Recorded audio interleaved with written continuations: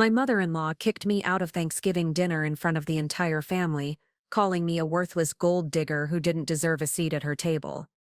24 hours later, I foreclosed on her house. What Vivian Blackwood didn't know was that the unemployed loser she'd just humiliated was actually the mortgage executive who owned her loan, and I'd been quietly keeping her from losing everything for the past 3 years. Before we jump back in, tell us where you're tuning, and if this story touches you, make sure you're subscribed, because tomorrow I've saved something extra special for you. The words sliced through the warm chatter of Thanksgiving dinner like a frozen blade. I looked up from helping my 6-year-old niece cut her turkey to see Vivian Blackwood standing behind my chair, her perfectly manicured hands gripping the back of it so tightly her knuckles had gone white. At 68, Vivian commanded attention wherever she went. Her silver hair always immaculately styled in a French twist, her designer clothes impeccable even for family gatherings. Today she wore a burgundy cashmere sweater that probably cost more than most people's monthly rent, paired with pearls that had been in the Blackwood family for 3 generations. But it wasn't her expensive outfit that made my stomach drop. It was the cold fury in her pale blue eyes, and the way every conversation in the dining room had suddenly gone quiet. My husband Marcus looked up from his plate, confusion creasing his handsome features. His sister Charlotte paused mid-sentence in her animated story about her new job at the art gallery. Even his teenage nephew Tyler put down his phone, sensing that something significant was about to happen. I slowly placed my fork beside my plate and looked around the dining room that had become as familiar to me as my own home over the past 4 years. The Blackwood family estate in Millbrook Heights was the kind of old-money elegance that whispered rather than shouted, crystal chandeliers that caught the autumn light streaming through tall windows, oil paintings of stern-faced ancestors lining the mahogany-paneled wall, and a dining table that could easily seat 14 people. Everything in this room spoke of generations of wealth, tradition, and social standing. Everything except me. Apparently. Of course, Vivian, I said quietly, setting my napkin beside my plate. What did you want to discuss? She gestured toward the kitchen with a sharp nod. Privately. As I stood, I caught Marcus's eye. He started to rise as well, but Vivian held up her hand. This doesn't concern you, Marcus. This is between Sophia and me. The walk to the kitchen felt endless. Behind us I could hear the muted conversations resuming, though I knew everyone was straining to listen. The Blackwood kitchen was a monument to culinary perfection, marble countertops that gleamed under pendant lighting, professional-grade appliances that belonged in a restaurant, and enough space to cater a wedding. Vivian's housekeeper, Miss Chen, was loading the dishwasher and tactfully excused herself the moment we entered. Vivian closed the swinging door behind us and turned to face me. In the harsh kitchen lighting, I could see the calculated coldness in her expression. This wasn't going to be a friendly chat about family dynamics or holiday planning. This was an ambush. I've been patient with you, Sophia, she began, her voice dropping to that particular tone wealthy women used when they were about to deliver devastating news with perfect politeness. I've watched you parade around this family for 4 years, playing the devoted wife while contributing absolutely nothing. I felt my chest tighten, but I kept my expression neutral. After 12 years in mortgage banking, I'd learned to never show weakness when someone was preparing to attack. I'm not sure I understand what you mean. Oh, I think you understand perfectly. Vivian moved closer, and I caught a whiff of her expensive perfume, something French and floral that probably cost more per ounce than gold. You married my son when you were unemployed and desperate. You've been living in our family home, yes, our family home, since Marcus can barely afford the mortgage on a freelance photographer's income. You've been wearing clothes I'm sure you can't afford, driving a car that's beyond your means, and playing house while real women in this family actually contribute something meaningful. The accusation hit like a physical blow, not because it was true, but because of how completely wrong it was. I thought about the mortgage payments on the Millbrook Heights house that I'd been quietly covering for the past 2 years when Marcus's photography business struggled. I thought about the designer clothes Vivian assumed I couldn't afford, clothes I'd bought with bonuses from closing multi-million-dollar commercial loans. I thought about the car she mentioned, a BMW I'd purchased outright with my own money. What exactly are you saying, Vivian? I'm saying that this charade ends today. Her voice gained strength, The kind of confidence that came from a lifetime of getting her way. Charlotte is bringing Dr. Pemberton to Christmas dinner. You know, the cardiologist from Presbyterian Hospital, a real professional. Someone who actually contributes to society. I won't have her embarrassed by having to explain why her brother married someone who can't even hold down a job. I stared at her, processing the casual cruelty of her words. Dr. Pemberton, Charlotte's new boyfriend, was supposed to represent everything I wasn't. Educated, successful, worthy of the Blackwood family name. Never mind that I held an MBA from Wharton. Never mind that I was the youngest senior vice president in the history of Cornerstone Financial Group. Never mind that I specialized in high-value residential mortgages for clients exactly like the Blackwoods. I want you to leave, Vivian continued, mistaking my silence for submission. Right now, today, and I don't want you coming back for family gathering. Marcus needs to understand that marriage is about more than feelings.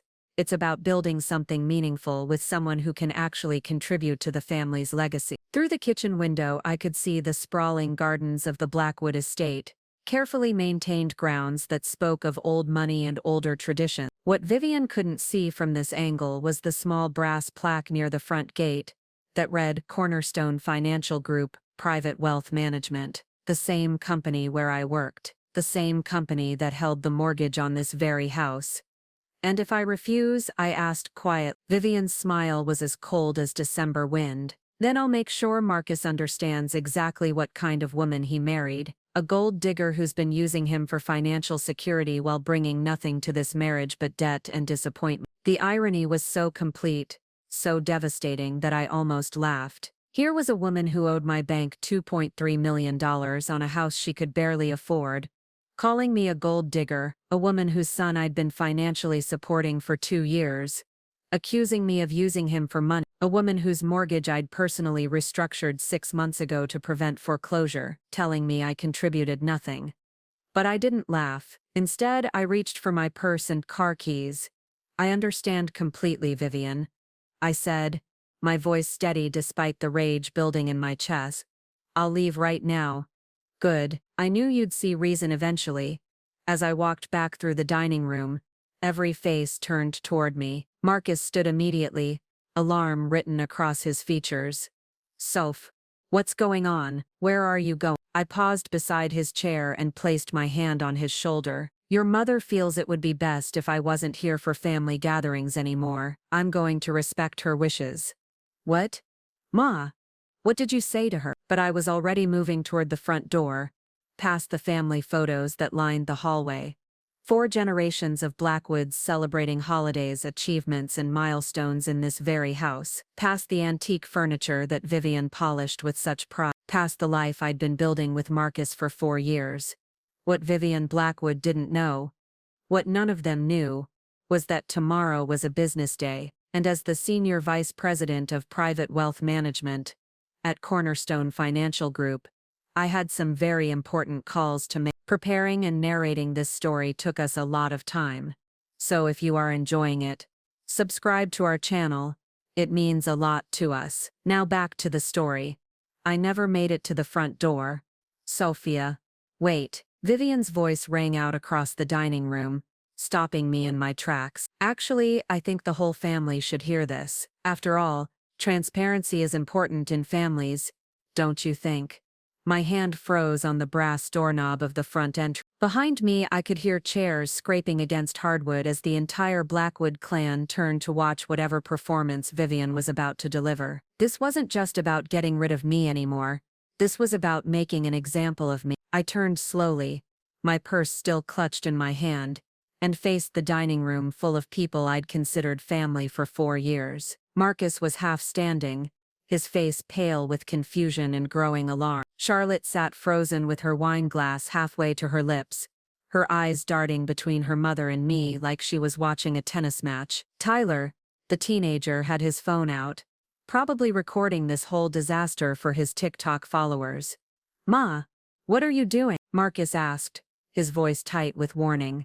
Vivian walked back into the dining room with the confident stride of a woman who'd never lost a battle she'd chosen to fight. At 68, she still commanded every room she entered, And right now she was about to demonstrate exactly why the Blackwood family had maintained their position in Millbrook Heights society for 3 generations. "I'm doing what should have been done years ago," she announced, positioning herself near the head of the table where her late husband's portrait watched over family gatherings. "I'm addressing the elephant in the room that everyone's been too polite to mention." Uncle Robert, Marcus's father's brother, set down his coffee cup with a soft clink. "Vivian, perhaps this isn't the time." "This is exactly the time, Robert. Thanksgiving is about gratitude, about acknowledging what we have and what we've built together as a family. And I think it's time we were honest about what Sophia has actually contributed to this family." The room fell into the kind of silence that makes your ears ring. I could hear the grandfather clock in the hallway ticking, the distant sound of Miss Chun running water in the kitchen, even the whisper of autumn wind against the tall windows. Everyone was staring at me now, waiting to see how I would respond to whatever bomb Vivian was about to drop. 4 years ago, Vivian continued, her voice gaining the cadence of a prosecutor delivering a closing argument, "My son brought home a woman he claimed to love, a woman who was unemployed, directionless, and clearly looking for someone to take care of her." "That's not true," Marcus said sharply, starting to rise from his chair. "Sit down, Marcus." Vivian's tone brooked no argument. "You're a good man, but you're naive about women like this. You see the best in everyone, and that's both your greatest strength and your most dangerous weakness." She turned back to me, her pale blue eyes as cold as Arctic ice. "Sophia has been living in our family home for 4 years, driving cars she couldn't afford on her own, wearing clothes that cost more than most people make in a month, all while contributing absolutely nothing to this family's well-being or reputation." "She contributes plenty," Charlotte said quietly, but her voice lacked conviction. I could see the doubt creeping into her expression as she looked at me. She's family. Is she?" Vivian's question hung in the air like smoke. "Tell me, Charlotte, what does Sophia do for work?" "Anyone. Can anyone at this table tell me what Sophia's career is?" The silence stretched on, and I felt my cheeks burning with humiliation. Not because I was ashamed of my career, but because I realized that in 4 years of family gatherings, I'd never once talked about my work in detail. I'd mentioned working at a bank, but I'd never explained that I was a senior vice president. I'd never talked about the $1 million deals I closed or the high-profile clients I managed. I'd kept my professional life separate from family dinners, thinking it would make me seem more approachable, more normal. Now that discretion was being weaponized against me.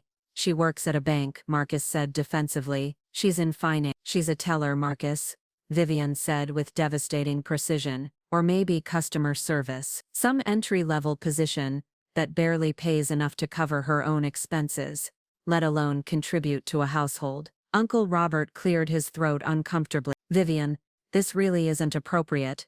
"What's not appropriate?" Vivian cut him off. "Is watching my son support a woman who brings nothing to this marriage except debt and dependency. Look around this table, Robert.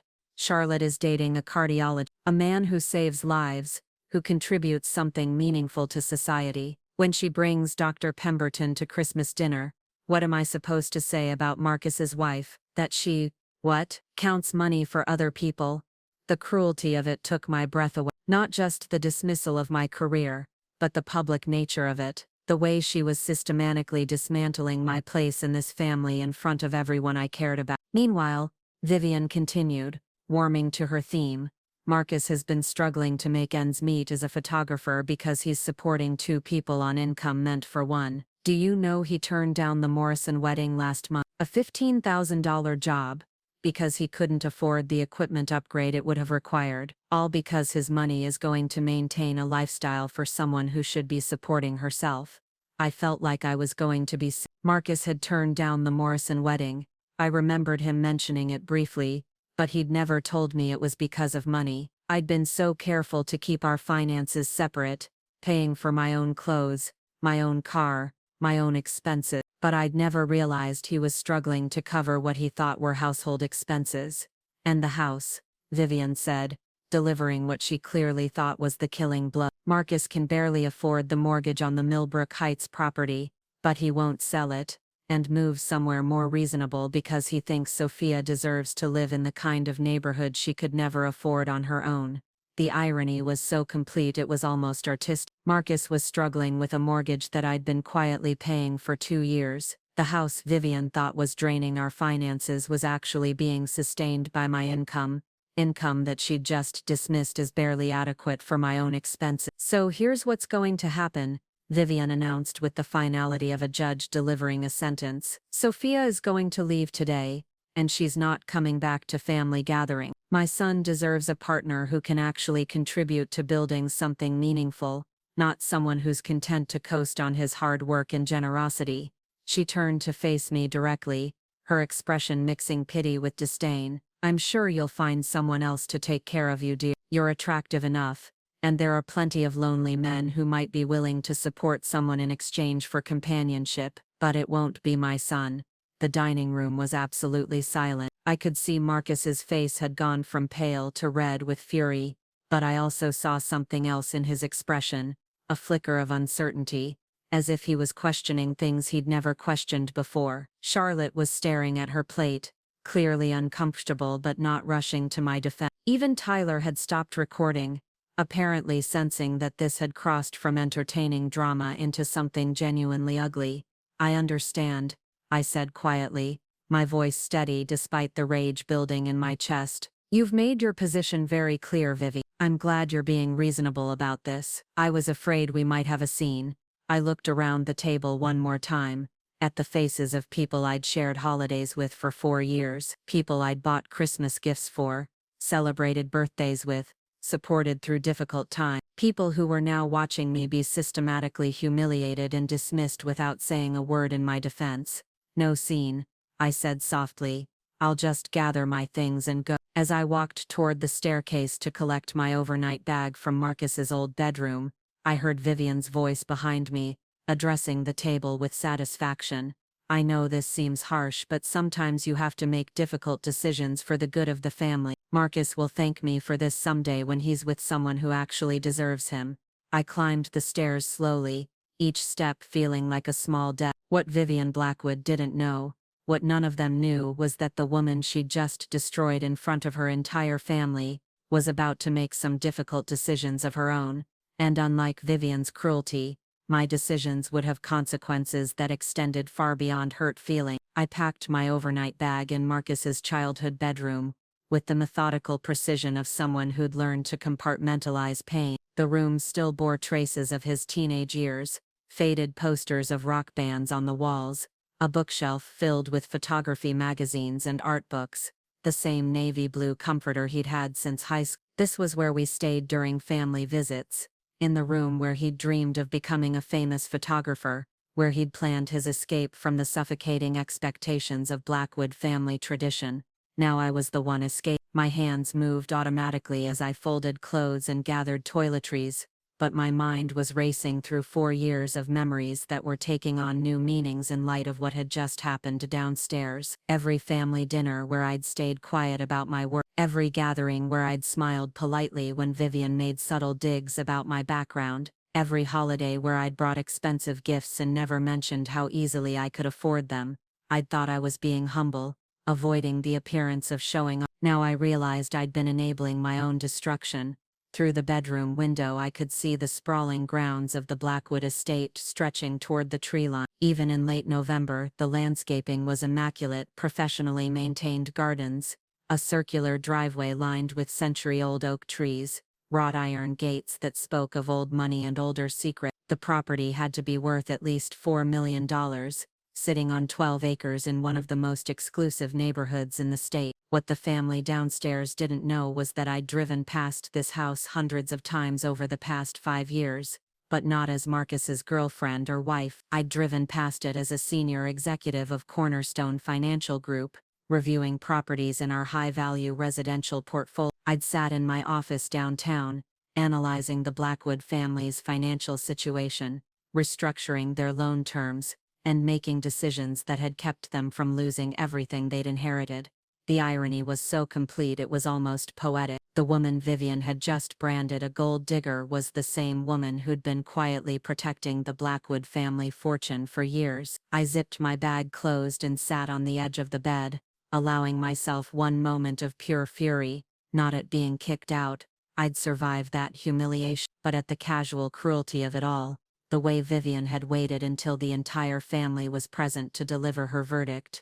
The way she'd systematically destroyed my reputation while everyone I cared about sat in silence. The way she'd twisted Marcus's struggles into evidence of my unworthiness, when the truth was I'd been supporting both of us without him ever knowing.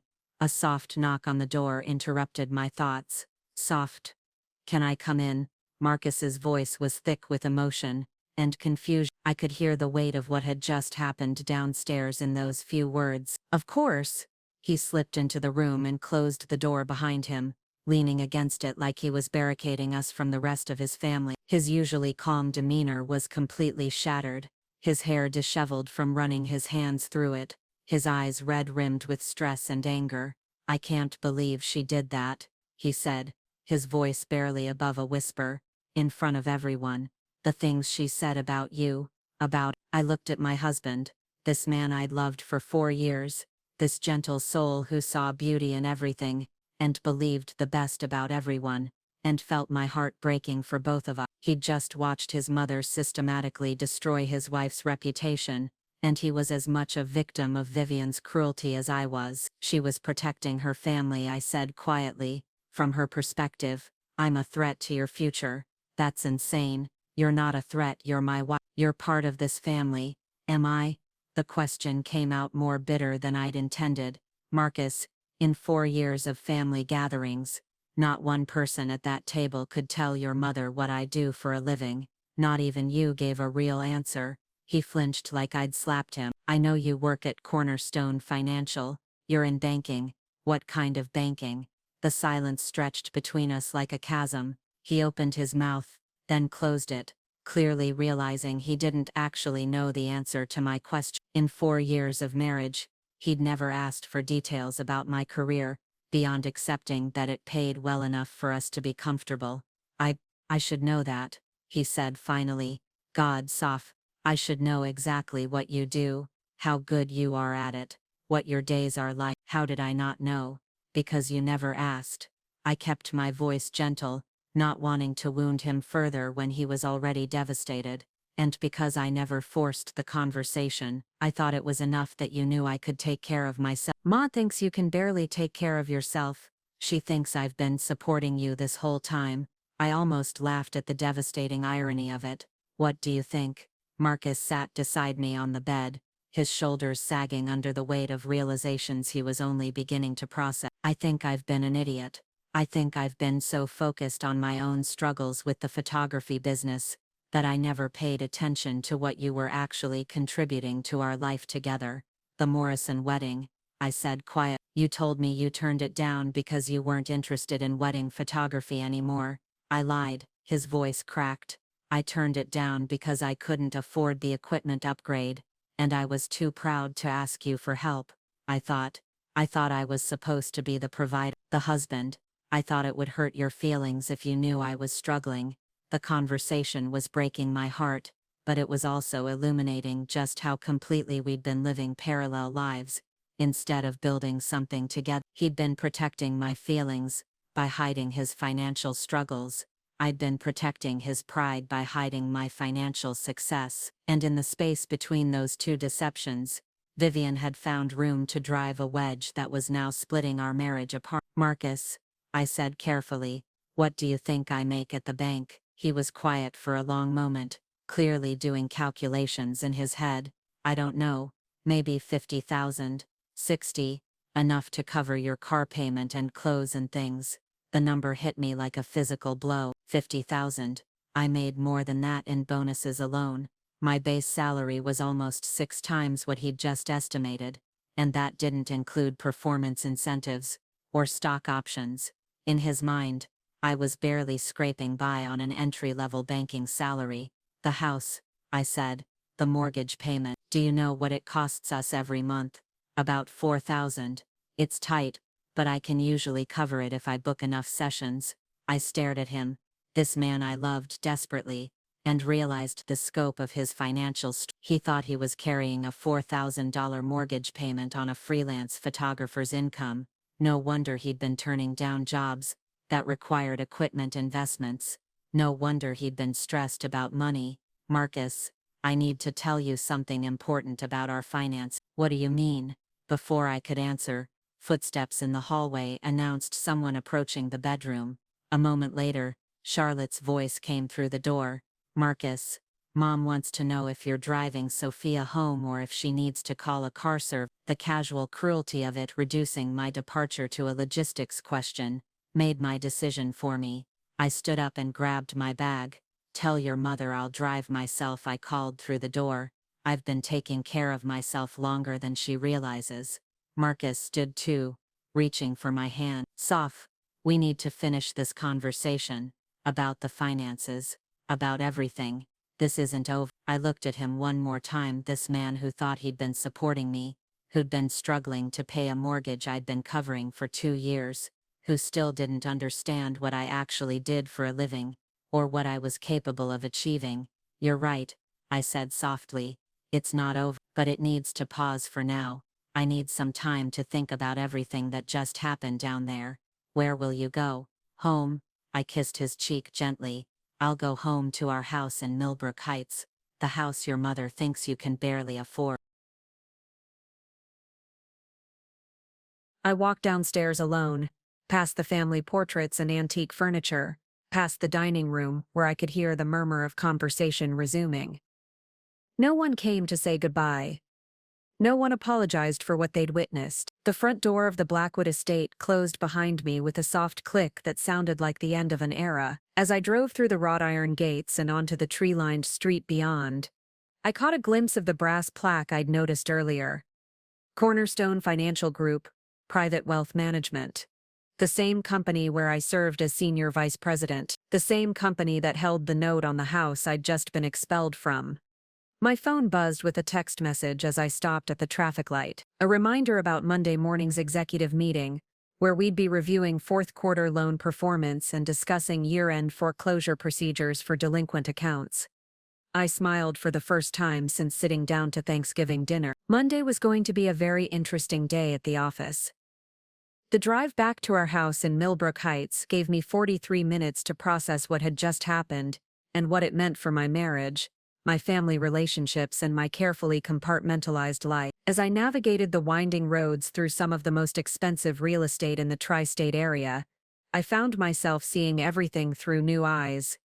Every mansion I passed represented a file in my office. The Georgian colonial with the circular driveway belonged to tech entrepreneur Richard Hayes. I'd restructured his jumbo loan just 6 months ago when his startup went public, and he needed liquidity for tax obligations. The modern glass house tucked behind towering evergreens was owned by Dr. Amanda Richardson, a cardiac surgeon whose medical practice generated enough income to support a $3.2 million mortgage that I'd personally underwritten. These weren't just houses to me, they were assets, investments, financial instruments that I managed and protected for some of the wealthiest families in the region, and not one of the people who'd sat at that Thanksgiving table, not even my own husband, had any idea that I moved in these circles professionally. When I pulled into our driveway, I sat in the car for a moment, looking at the house that had become the center of so much misunderstanding. It was a beautiful property, a restored 1920s Tudor with leaded glass windows, mature landscaping, and enough charm to grace the cover of Architectural Digest. Marcus had inherited it from his grandmother 3 years ago, along with the substantial mortgage that came with it. What he didn't know was that his grandmother's estate had been in financial trouble when she died. The mortgage was underwater, the property taxes were in arrears, and the family had been weeks away from foreclosure when I'd quietly intervened through my position at Cornerstone Financial. I'd restructured the loan, negotiated payment deferrals, and personally guaranteed the debt to keep the house in the family. Marcus thought he was struggling to make a $4,000 monthly mortgage payment. The reality was that the original payment had been $7,200, which I'd negotiated down by extending the term and adjusting the interest rate. Even then, I'd been making the payments myself for the past 2 years, through automatic transfers that appeared to come from a generic account number rather than my personal checking. I'd done it all to protect his pride and preserve his connection to his family history. Now I was wondering if that protection had been a mistake. Inside the house, I poured myself a glass of wine, a $200 bottle of burgundy that I'd bought on a whim after closing a particularly challenging deal, and settled into my home office. This was my sanctuary, the one room in the house that truly reflected who I was professionally. Floor-to-ceiling bookshelves filled with finance journals and real estate law texts. A mahogany desk that I'd bought to celebrate my promotion to senior vice president. Awards and certifications that Marcus had seen but never really examined. I opened my laptop and logged into the Cornerstone Financial Group secure portal, accessing files that painted a very different picture of my life than the one Vivian had presented at dinner. My employment record showed a trajectory that would have impressed even the snobby Blackwood family. MBA from Wharton, summa cum laude. 5 years at Goldman Sachs in their private wealth management division. Recruited to Cornerstone Financial as a vice president at age 28. Promoted to senior vice president at 31, making me one of the youngest executives in the company's history. My current portfolio managed $37 million in high-value residential mortgages for clients whose names would be recognized in Forbes magazine. Last year alone, I'd generated $4.2 million in revenue for the bank through loan originations, refinancing packages, and wealth management services. My base salary was $85,000, with performance bonuses that had pushed my total compensation above $400,000 for each of the past 3 years. The woman Vivian had dismissed as barely capable of supporting herself was actually in the top 5% of earners in the entire state. But the real irony was yet to come. I pulled up the client file that I'd been dreading to review. Blackwood, Vivian, property address 247 Rosewood Lane, Millbrook Heights. Original loan amount $2.3 million. Current balance $2.1 million. Status, 37 days past due. Vivian's financial situation was far more precarious than anyone in the family realized. The Blackwood estate that projected such wealth and stability was actually a house of cards built on borrowed money and declining assets. Her late husband's investment portfolio had taken a significant hit during the 2020 market crash, and she'd been quietly liquidating assets ever since to maintain the lifestyle the family expected. The mortgage on the family estate was a complex instrument that I'd helped structure 2 years ago when Vivian needed to refinance after Richard Blackwood's death. She'd used the house as collateral for a loan that consolidated several smaller debts and provided her with liquidity to maintain the property and continue hosting the kind of elaborate family gatherings that defined Blackwood tradition. What she hadn't counted on was the adjustment period built into the loan terms. Starting 6 months ago, her monthly payment had increased from $8,400 to $12,600, a jump that her fixed income couldn't support. She'd been using credit cards and personal loans to make up the difference, but that strategy was clearly failing. The file showed a troubling pattern: a missed payment in September, a partial payment in October, and now complete non-payment for November. Under the terms of her loan agreement, she was approaching the threshold that would trigger acceleration clauses and potential foreclosure proceedings. I'd been the loan officer who'd worked with her to structure payment deferrals and work out agreements, always conducting business over the phone or through her financial advisor. She'd never met me in person, never connected the name chain on her paperwork with Sophia, the supposed gold digger who'd married her son. The delicious irony was that I'd been protecting her family's financial stability for years, while she'd been systematically undermining my place in that same family. I scrolled through emails from the past month, correspondence between myself and Vivian's accountant about restructuring options and payment plans. The most recent email, sent just yesterday, had been particularly urgent. Without a payment plan in place by Monday, December 2nd. Cornerstone Financial would be required to begin foreclosure proceedings according to the terms of the loan agreement. Monday, December. That was this coming Monday. 4 days away. Vivian had no idea that the deadline she was facing had been set by the same woman she'd just humiliated and expelled from her family. She had no idea that the unemployed gold digger she'd dismissed was the only person standing between her and losing everything her family had built over 3 generations. I leaned back in my chair, staring at the screen and processing the magnitude of the situation. Every month for the past 2 years, I'd received reports on delinquent accounts in my portfolio. Every month, I'd seen Vivian's account slipping further behind. And every month, I'd found ways to buy her more time. Payment deferrals, interest rate adjustments, extended grace periods, all because I didn't want my husband's family to lose their ancestral home. I'd been the guardian angel protecting the Blackwood family fortune, and they'd never known it. Vivian had been borrowing money from a bank where I was a senior executive, using her house as collateral for a loan that I personally managed, all while treating me like I was beneath her social station. The irony was so complete it was almost artistic. My phone buzzed with a text from Marcus. "Please call me when you get this. We need to talk about everything. I love you." I stared at the message for a long moment, then set the phone aside without responding. We did need to talk about everything, about my career, about our finances, about the lies of omission that had created this entire mess, but that conversation would have to wait. Right now I had more pressing business to consider. I opened a new email and began typing a message to my assistant. "Please schedule a portfolio review meeting for Monday morning at 9 a.m. I need to discuss immediate action on several delinquent accounts, particularly the Blackwood file. We need to move forward with standard procedures for loans in default." My finger hovered over the send button for a moment. Once I sent this email, there would be no going back. The wheels would be in motion for foreclosure proceedings on the house where I'd just been humiliated and banned from family gatherings. But Vivian had made her choice when she decided to destroy me in front of the entire family. She'd chosen cruelty over kindness, assumptions over truth, and pride over compassion. Now it was time for her to face the consequences of underestimating the wrong person. I clicked send. Friday morning arrived with the kind of crisp November air that made Millbrook Heights look like a postcard. I sat in my home office with my second cup of coffee, reviewing client files and preparing for what promised to be a very eventful Monday at the bank. My phone had been buzzing intermittently with calls and texts from Marcus, but I wasn't ready for that conversation yet.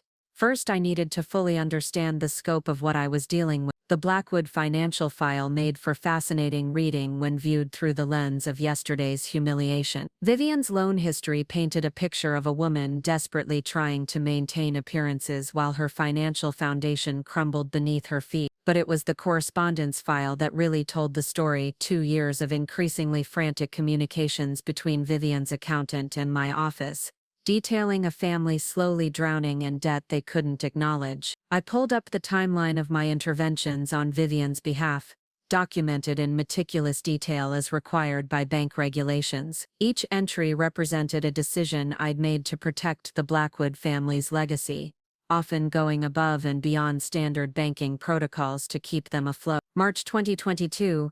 Restructured payment schedule after Vivian missed 2 consecutive payments following her husband's death. I'd personally negotiated a 6-month grace period with reduced payments, citing grief counseling and estate settlement as mitigating factors. Standard bank policy would have been to begin default proceedings after 60 days. July 2022 approved emergency line of credit secured against the property's equity when Vivian needed $150,000 for roof repairs and HVAC replacement. The house was showing its age, and major systems were failing. I'd expedited the approval process and waived several fees that would normally apply to such loans. December 2022, consolidated 3 smaller loans into the primary mortgage when Vivian's credit card debt reached unmanageable level. She'd been using high-interest credit to cover basic living expenses, a strategy that was bankrupting her slowly but surely. I'd wrapped everything into her mortgage at a much lower interest rate, saving her thousands in monthly payment. May 2023 negotiated a temporary interest rate reduction when market conditions made her adjustable rate mortgage unaffordable. The payment had jumped from $8,400 to $12,600 virtually overnight, an increase that her pension and Social Security couldn't support. I'd lobbied internally for a rate modification that brought her payment back down to manageable levels. September 2023, approved another payment deferral when Vivian explained that Charlotte's wedding expenses had depleted her savings. She'd spent $75,000 on her daughter's wedding money she didn't have, and needed time to recover financially. I'd given her a 3-month payment holiday to get back on her feet. Each intervention had been documented with careful attention to bank policy and regulatory requirements. But reading through them now, I could see the pattern of a loan officer going far beyond normal protocols to help a client. I'd used every tool at my disposal, exploited every loophole in our lending guidelines, and called in favors with underwriting committees to keep the Blackwood family in their ancestral home. And through it all, Vivian had no idea that her financial savior was the same woman she'd been systematically excluding from her family. The phone records were particularly illuminating. Dozens of calls between Vivian and my office over the past 2 years, conversations where she'd plead her case for extensions and modifications, while I listened with professional sympathy and offered solutions that other loan officers might not have considered. I remembered one call in particular from last spring when Vivian had broken down crying on the phone about the possibility of losing the house. "This has been in my family for 3 generations," she'd said through tears. "My husband's grandfather built this place with his own hand. I can't be the one who loses it. I can't fail my family like that." I'd spent hours that day crafting a proposal for the loan modification committee, presenting Vivian's case in the most favorable light possible, and personally vouching for her commitment to getting back on track. The proposal had been approved, giving her the breathing room she needed to avoid foreclosure. She'd thanked me profusely during our follow-up call, telling me that I was an angel sent by God to help her family through their darkest hour. She'd even mentioned wanting to send me a thank you gift, though I'd politely declined in accordance with bank policy.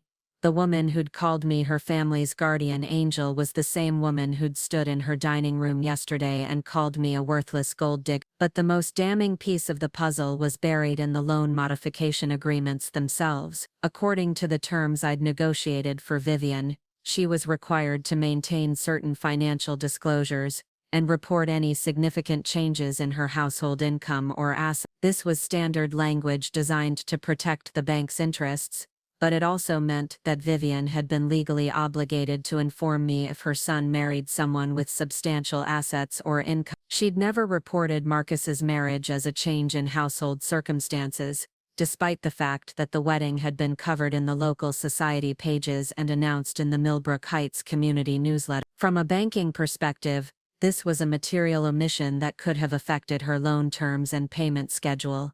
More significantly, she'd never reported that her son was living in a property that she'd listed as her primary residence for tax purposes. The house that Marcus thought he'd inherited was actually still titled in Vivian's name, with Marcus listed as a contingent beneficiary. The mortgage payments he'd been struggling to make weren't even legally his responsibility, they were part of Vivian's monthly obligations, which she'd been increasingly unable to meet. This meant that for the past 2 years, I'd been indirectly subsidizing the mortgage on a house that belonged to my mother-in-law, while she'd been telling everyone that her son was supporting a deadbeat wife. The financial reality was exactly the opposite of what she'd presented to the family. I'd been paying for the privilege of being insulted and excluded.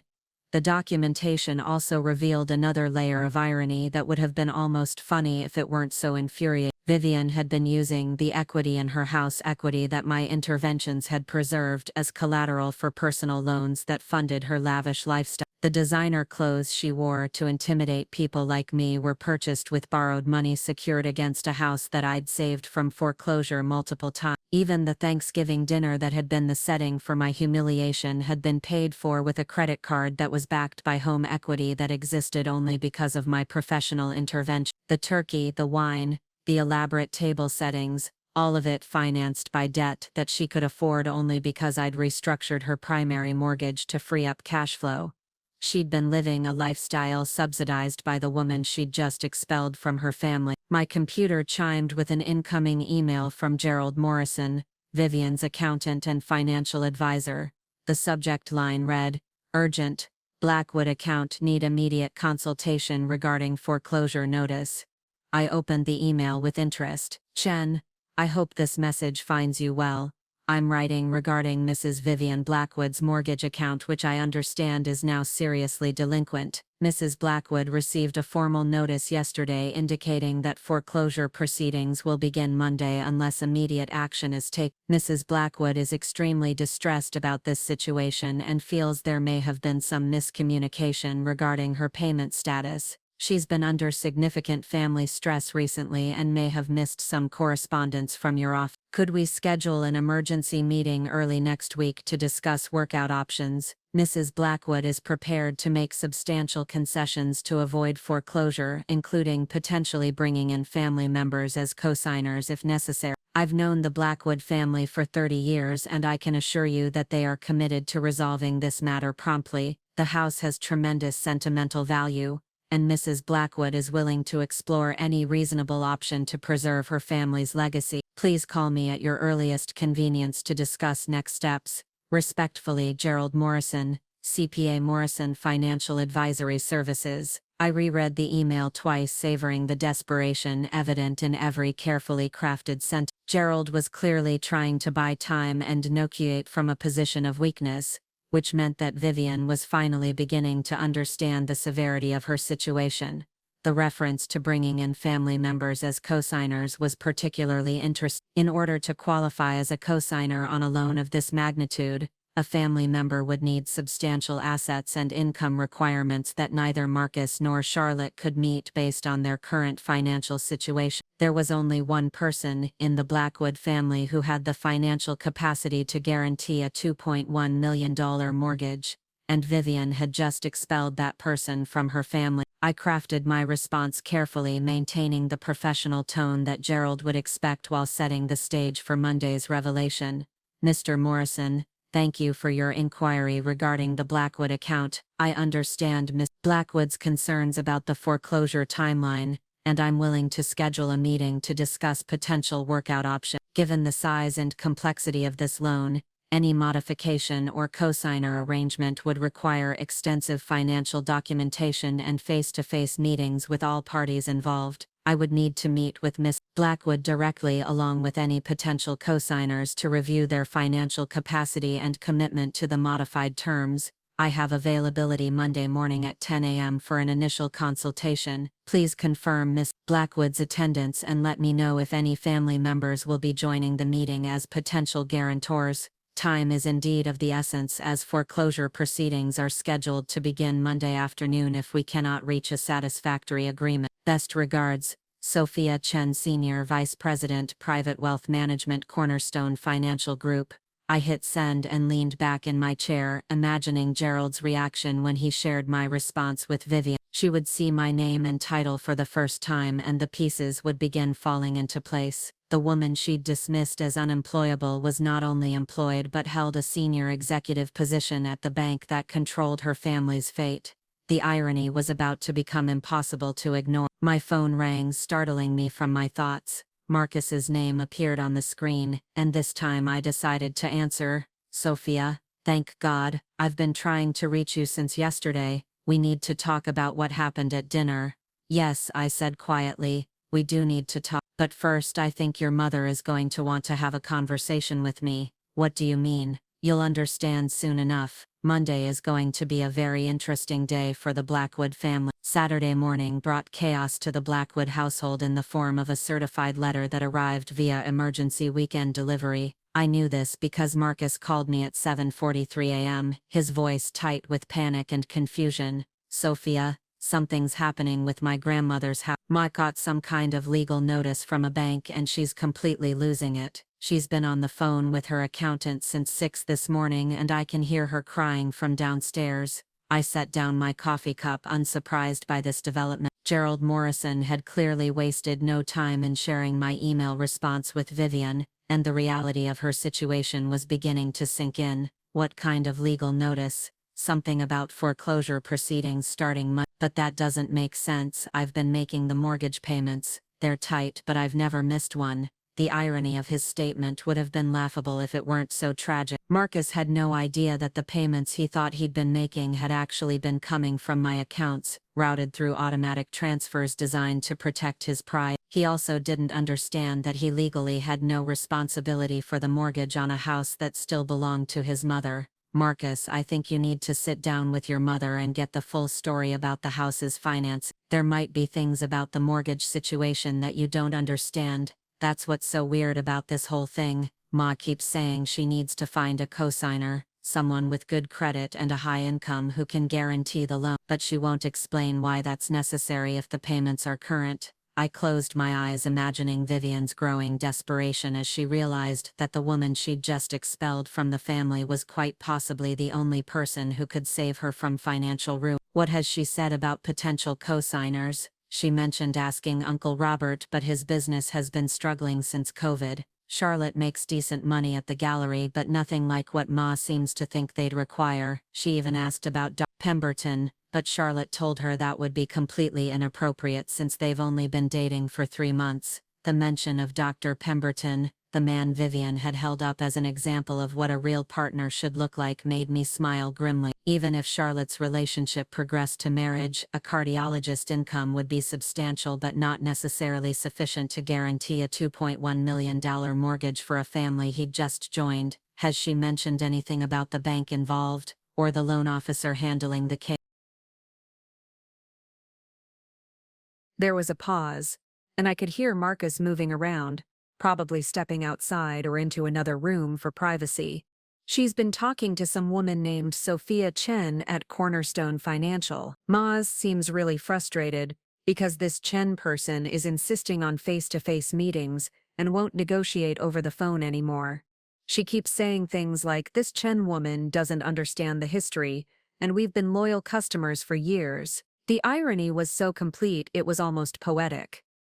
Vivian was frustrated that Sophia Chen wasn't showing the same flexibility and understanding that had characterized our previous interactions, not realizing that her treatment of Sophia the gold digger had permanently altered my perspective on the Blackwood family's worthiness of special consideration. "Marcus, there's something I need to tell you about Monday's meeting with the bank."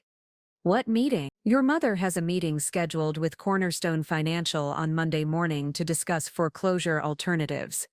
She'll need to bring potential cosigners to demonstrate her family's ability to support the modified loan terms." "How do you know about this meeting?" I took a deep breath, preparing to take the first step toward revealing the truth. "Because I work at Cornerstone Financial Group. I'm a senior vice president in the private wealth management division." The silence on the other end of the line stretched so long that I thought the call might have dropped. Finally, Marcus spoke, his voice barely above a whisper. "You work at the bank that holds Ma's mortgage?" "Yes." "Sophia, what exactly do you do at this bank?" "I manage high-value residential mortgages for wealthy clients. Properties like your mother's house fall directly under my purview." Another long silence. I could almost hear the wheels turning in his head as he began to process the implications of what I was telling him. Are you involved in Ma's loan? We'll discuss that on Monday. Right now, you need to understand that your mother is facing foreclosure because she's behind on payments for a mortgage that's much larger and more complex than you realize. The house you think you inherited actually still belongs to her, and she's been struggling to make payments that are significantly higher than the $4,000 you think you've been contributing. "I don't understand. I've been making mortgage payments for 2 years. Marcus, we need to have a very serious conversation about our family finances, but not over the phone. Can you come home? We need to go through some documents together before Monday's meeting." I'm in the car now, but Sophia, I'm scared right now is falling apart, and I'm starting to realize that I don't understand anything about our financial situation. "Neither does your mother," I said quietly. "That's why Monday is going to be such an interesting day." An hour later, Marcus sat at our kitchen table staring at bank statements and mortgage documents that painted a very different picture of our financial life than the one he'd been living with. His face had gone through several color changes as I walked him through the reality of our situation. "You make $400,000 a year," he said for the third time, as if repetition would make the number make sense. Last year it was 437,000, including bonuses. This year will probably be closer to 4, and you've been paying our mortgage for 2 years. I've been paying your mother's mortgage for 2 years. The house legally belongs to her, not you. Your grandmother's will left you the house as a contingent beneficiary, meaning you'd inherit it only if your mother didn't need it for her financial security. Marcus rubbed his forehead, looking like a man whose entire worldview was collapsed. So when I thought I was struggling to make ends meet as the man of the house, you were actually living rent-free in a house that I was supporting financially while your mother criticized me for being a financial burden on you. This is insane. How did we get to this point? How did I not know any of this?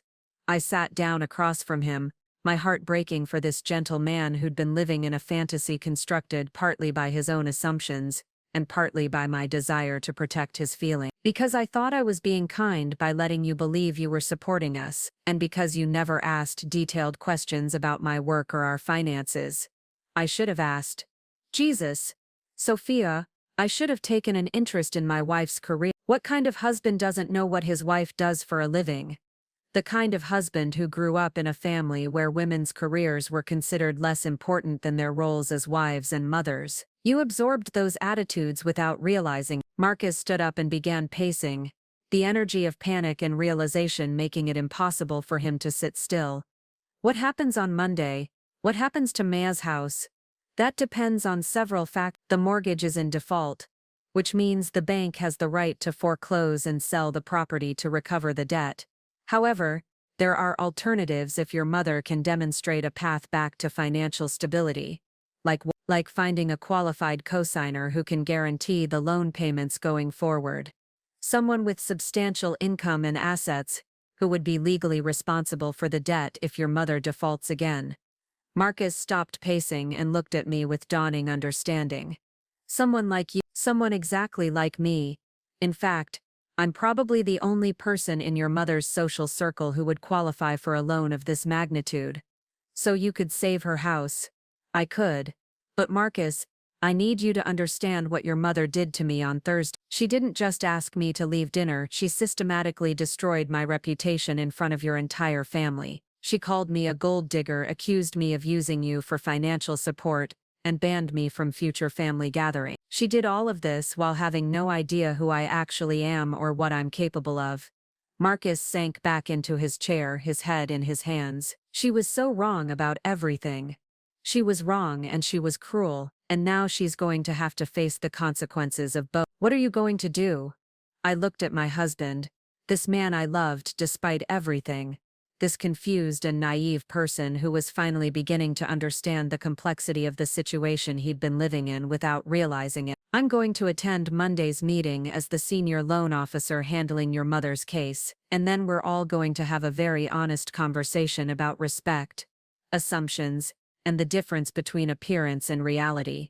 Will you help her? Will you save the house? That, I said quietly, depends entirely on whether your mother is willing to acknowledge that she's spent the past 4 years treating her family's financial guardian like dirt. Marcus was quiet for a long moment, processing the magnitude of what Monday would bring. Finally he looked up at me with something that might have been awe. She has no idea what she's done, does she? None whatsoever, but she's about to find out.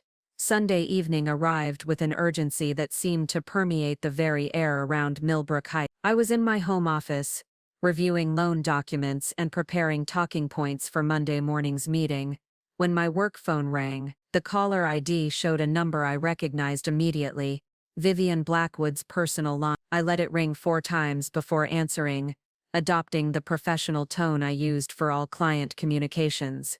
Sophia Chen, Cornerstone Financial Group. How may I help you?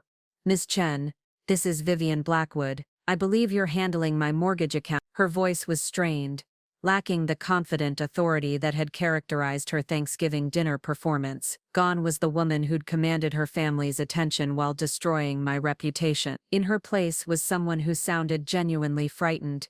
Yes, Mrs. Blackwood, I've been expecting your call. My assistant mentioned that your accountant has been trying to arrange a meeting. Yes, about that. I'm hoping we can resolve this situation without the formal meeting. You see, There's been a misunderstanding about my payment status. I've been a loyal customer of your bank for years and I've always worked things out in the past when temporary difficulties arose. I pulled up her file on my computer, though I had every detail memorized. The irony of this conversation was exquisite. I was speaking professionally to a woman who'd spent the past 4 years treating me like I was beneath her notice, while she had no idea she was pleading with the same person she'd expelled from her family 2 days earlier.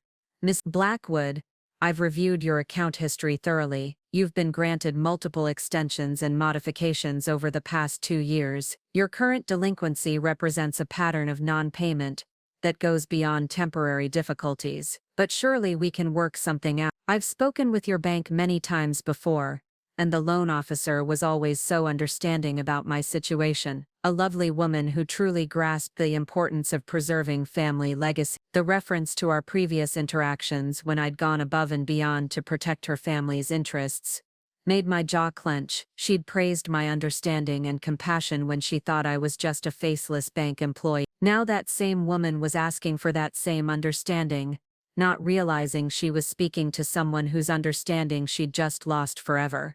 I appreciate your past relationship with our institution, Mrs. Blackwood. However, your loan has reached a critical stage that requires immediate and decisive action. The modification options we've previously offered are no longer sufficient, given the size of your outstanding balance. What would be sufficient? The desperation in her voice was becoming more pronounced. I'm prepared to make significant concessions. Perhaps we could discuss a longer payment plan, or maybe restructure the interest rate again. Mrs. Blackwood, your loan balance is at your current income level. There's no payment plan that would be sustainable long-term. The bank requires assurance that future payments will be made reliably, which means we need a qualified cosigner with substantial assets and income. There was a long pause. I could almost hear her calculating, running through her list of potential family members and friends who might have the financial capacity to guarantee such a massive debt.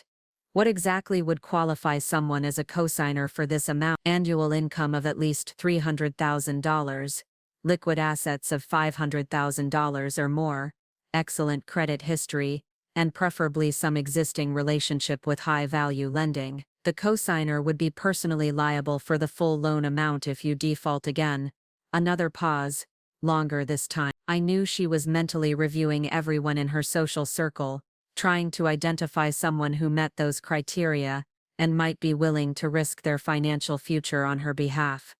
My son is married, and while I don't know all the details of his wife's finances, she might have some resources that could help. The irony was so perfect it was almost painful. Vivian was cautiously suggesting that the woman she'd called a worthless gold digger might have the financial capacity to save her family home. Mrs. Blackwood, I would need to meet with any potential cosigners personally to review their financial documentation and creditworthiness. This isn't something that can be arranged casually. We're talking about a substantial financial commitment that would require extensive vetting. Of course, I understand. It's just that my daughter-in-law and I have had some recent difficulties in our relation. I'm not sure she would be willing to help with something this significant. The understatement was breathtaking. Recent difficulties was how she was characterizing the systematic humiliation and family banishment she'd orchestrated just 3 days earlier. Family dynamics can certainly complicate financial arrangements, I said neutrally. However, Mrs. Blackwood, I should point out that time is extremely limited. If we can't reach an agreement by tomorrow morning's meeting, foreclosure proceedings will begin immediately. Tomorrow morning. I thought we had more time to arrange something. The foreclosure notice clearly stated that action would begin Monday unless payment arrangements were finalized. It's now Sunday evening, Mrs. Blackwood. You're essentially out of time. The silence that followed was filled with what I imagined was growing panic.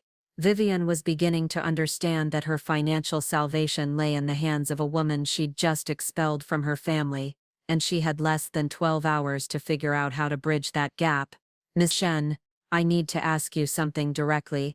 If I can convince my daughter-in-law to attend tomorrow's meeting as a potential cosigner, would you be willing to work with us on terms that might preserve my family's home? The question hung in the air between us. She was asking me, in my professional capacity, whether I would be willing to help save her house if I in my personal capacity agreed to guarantee her loan. The circular nature of the situation would have been comedic if it weren't so tragic.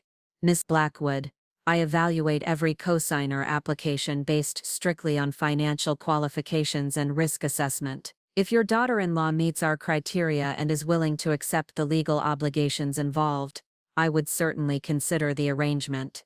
What if she had conditions about how the family treats her going forward? Now we were getting to the heart of it. Vivian was beginning to realize that she might need to make amends for her behavior in order to secure the financial help she needed.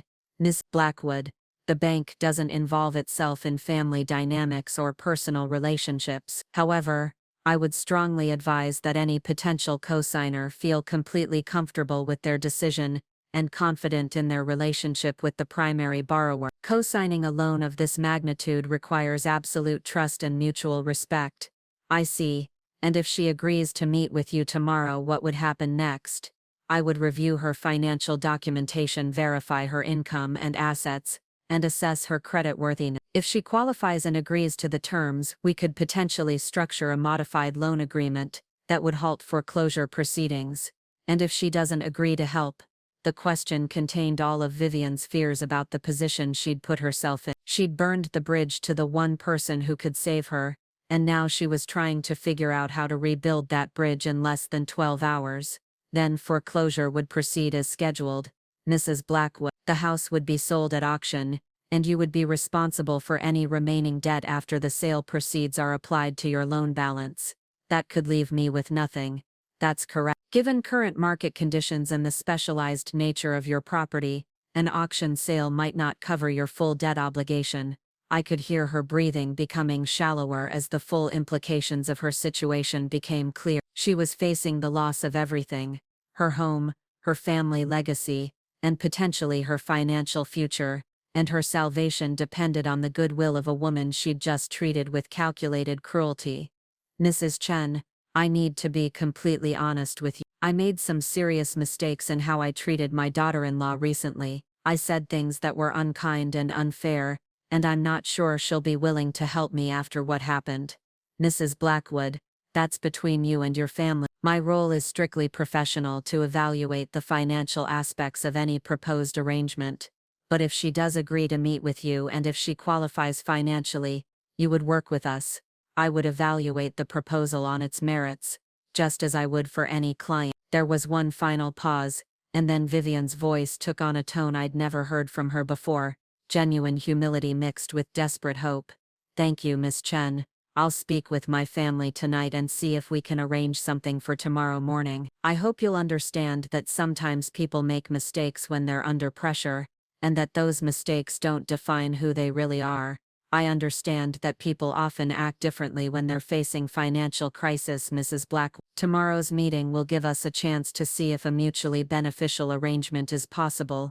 After ending the call, I sat in my office staring at the phone. Vivian Blackwood had just spent 20 minutes begging for help from the woman she'd called worthless 3 days earlier, without having any idea of the cosmic irony involved.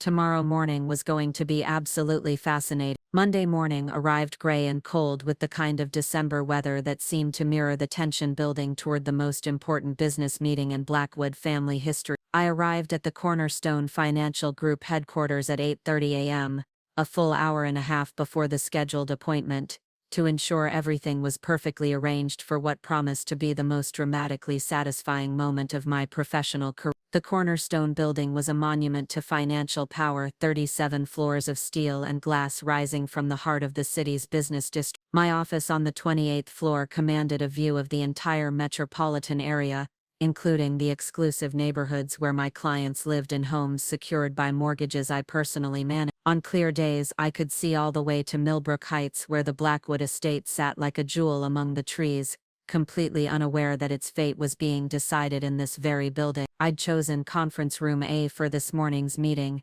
the largest and most intimidating space available on the executive floor. The room was designed to impress and overwhelm with its floor-to-ceiling windows, marble conference table that could seat 20 people, and walls lined with awards and certifications that spoke to Cornerstone Financial's position as the region's premier private wealth management institution. My assistant Jennifer had prepared all the necessary documentation according to my specific instruction. The Blackwood family file was arranged in neat stacks along one side of the table, 2 years' worth of correspondence, payment records, modification agreements, and financial assessments that told the complete story of Vivian's deteriorating situation and my repeated interventions on her behalf. The presentation materials are ready, Jennifer informed me as she finished arranging papers around my seat at the head of the table.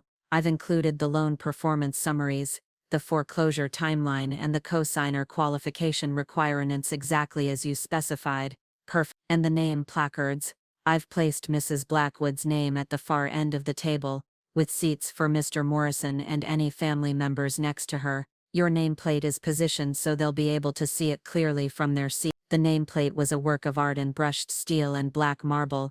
Sophia Chen, Senior Vice President, Private Wealth Management. It would be the first thing Vivian saw when she entered the room, assuming she bothered to read it before taking her seat. Has Miss Blackwood confirmed her attendance? Yes, she called at 8 a.m. to confirm that she'll be bringing her accountant and one family member as a potential cosigner. She sounded quite nervous.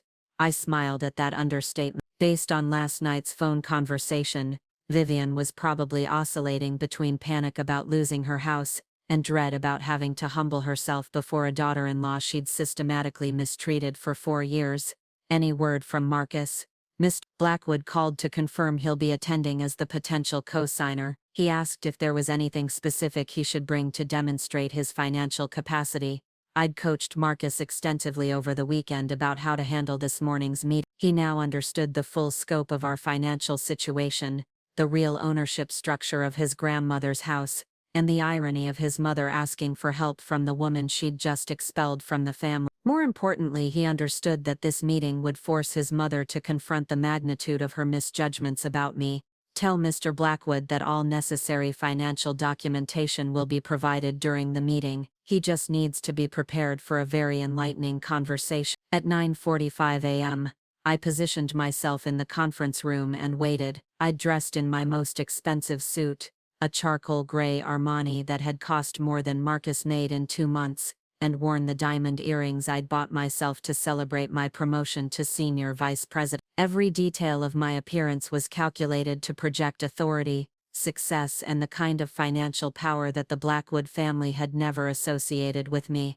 The elevator chimed softly at exactly 10 a.m. and I could hear voices approaching down the hallway. Gerald Morrison's nervous chatter was easy to identify, along with Vivian's more measured tones, as she presumably gave last-minute instructions about how to handle the meeting. I couldn't make out Marcus's voice, but I imagined he was struggling with the knowledge that his mother was about to experience the shock of her life.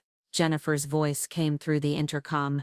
Miss Chen, the Blackwood party has arrived. Please show them. The conference room door opened, and Gerald Morrison entered first, looking exactly like what he was, a small-town accountant who was in way over his head trying to negotiate with a major financial institution. He was carrying a briefcase that appeared to be stuffed with papers, and his nervous energy filled the room as he looked around at the impressive surroundings. Vivian followed close behind, and I had to admire her composure despite the circumstances. She was dressed impeccably as always, in a navy blue dress that screamed old money and quiet elegance. Her silver hair was perfectly styled, and she carried herself with the bearing of someone who'd never been denied anything she'd truly wanted. But I could see the tension in her shoulders and the way her eyes darted around the room, taking in every detail that might give her insight into the person she was about to negotiate with.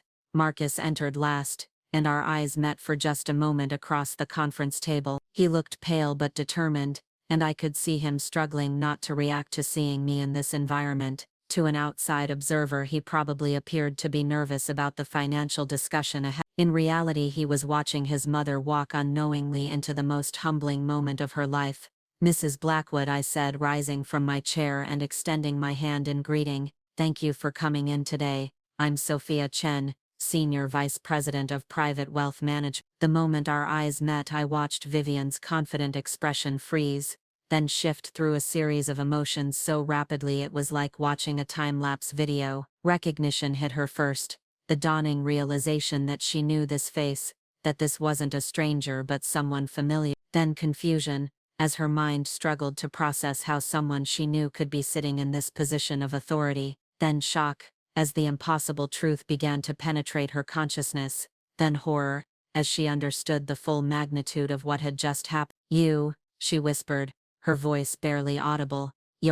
I'm the senior loan officer who's been managing your account for the past 2 years," I said calmly, maintaining my professional tone despite the satisfaction I felt at watching her world shift on its axis. "I believe we spoke yesterday evening about foreclosure alternatives." Gerald Morrison was looking back and forth between us with obvious confusion. "I'm sorry, do you two know each other?" Mrs. Blackwood is my mother-in-law, I explained, settling back into my chair with practiced ease. Although until recently she wasn't aware of my professional background. Vivian sank into her chair as if her legs had given out, her face draining of color as the full implications crashed over her. The woman she'd called a worthless gold digger was sitting at the head of a marble conference table in one of the city's most prestigious financial institutions, wearing a suit that cost more than most people's monthly salary, holding the legal authority to decide whether her family kept their ancestral home. "This is impossible," she said faintly. "You can't be. You're unemployed." "Actually, Miss Blackwood, I've been employed at Cornerstone Financial Group for 8 years. I started as a vice president after completing my MBA at Wharton, and I was promoted to senior vice president 3 years ago. I currently manage a portfolio of high-value residential mortgages totaling. Marcus had taken his seat and was watching his mother's reaction with a mixture of sympathy and fascination. He'd known this moment was coming, but seeing it unfold was clearly both painful and educational for him. "But you never told us what you did. You never asked, Miss Blackwood. In 4 years of family gatherings, not once did you or anyone else in your family inquire about my career beyond accepting that I worked at a bank. You made assumptions based on those limited details, and those assumptions informed how you treated me." Gerald Morrison was frantically shuffling through his papers, clearly trying to understand what was happening and how it affected his client's situation. "Mrs. Blackwood, perhaps we should focus on the business at hand." "The business at hand," I said, opening the loan file and spreading documents across the table, "is that Mrs. Blackwood owes $2.1 million on a mortgage that's been in default for over 60 days. Standard bank policy requires us to begin foreclosure proceedings immediately unless a qualified cosigner can guarantee future payments." I pulled out the cosigner qualification requirements and slid them across the table. "As I explained in our phone conversation yesterday, we need someone with substantial income and assets who can personally guarantee the debt." Vivian stared at the papers without really seeing them, her mind clearly reeling from the revelation. "Sophia, I had no idea. I never knew that you were—" "That I was what, Mrs. Blackwood?" "Successful, educated, financially capable. You spent 4 years assuming I was beneath your family's social standing without ever bothering to learn who I actually was or what I'd accomplished." The room fell silent, except for the distant hum of traffic 28 floors below. Gerald Morrison looked like he wanted to disappear into his chair. Marcus was studying his hands, probably thinking about all the family dinners where my career had been dismissed or ignored, and Vivian was staring at me with the expression of someone whose entire worldview had just been turned inside out. "Now," I continued, my voice taking on the crisp authority I used for difficult loan negotiations, "let's discuss your options for avoiding foreclosure. Because, Miss Blackwood, you're going to need my help to save your family's home. And after Thursday's dinner conversation, I think we both understand the irony of that situation." The silence in the conference room stretched on for what felt like an eternity, broken only by the sound of Vivian's labored breathing as she processed the magnitude of her situation. I allowed the moment to build, understanding that sometimes the most powerful negotiations happen in the spaces between words. Finally, I opened the primary loan file and began spreading documents across the marble table with the methodical precision of a surgeon laying out instruments. "Let's review your current financial position, Mrs. Blackwood," I said, my voice carrying the authority that came with 8 years of handling high-stakes negotiations. Your original mortgage was for $2.3 million, secured against the Millbrook Heights property at 12. After payments and modifications, your current balance stands at $2 million. You've missed 3 consecutive payments totaling $37,800, and your account has been assessed $8,200 in late fees and penalties. Gerald Morrison leaned forward, his accountant's instincts kicking in despite the emotional drama unfolding around him. But Miss Blackwood, you told me you'd been making arrangements with the bank. You said the loan officer was understanding about your situation. The loan officer was extremely understanding, I replied, pulling out a second file that was significantly thicker than the first. This documents every intervention I've made on Mrs. Blackwood's behalf over the past 2 years. I began laying out the correspondence chronologically, creating a timeline of assistance that painted a picture of extraordinary efforts to keep the Blackwood family in their home. March 2022, I negotiated a 6-month payment deferral following Mr. Blackwood's death, citing estate settlement complications. This required me to personally present Mrs. Blackwood's case to the Executive Loan Committee and vouch for her commitment to resolving the situation. Vivian's face was growing paler with each document I revealed. She was beginning to understand that the professional courtesy she'd received hadn't been standard bank policy.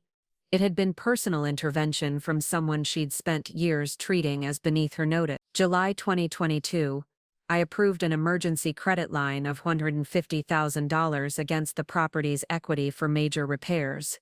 Standard approval time for such requests is 4 to 6 weeks. I expedited this approval in 3 days and waived $4,200 in processing fees. Marcus was staring at the documents with growing amazement.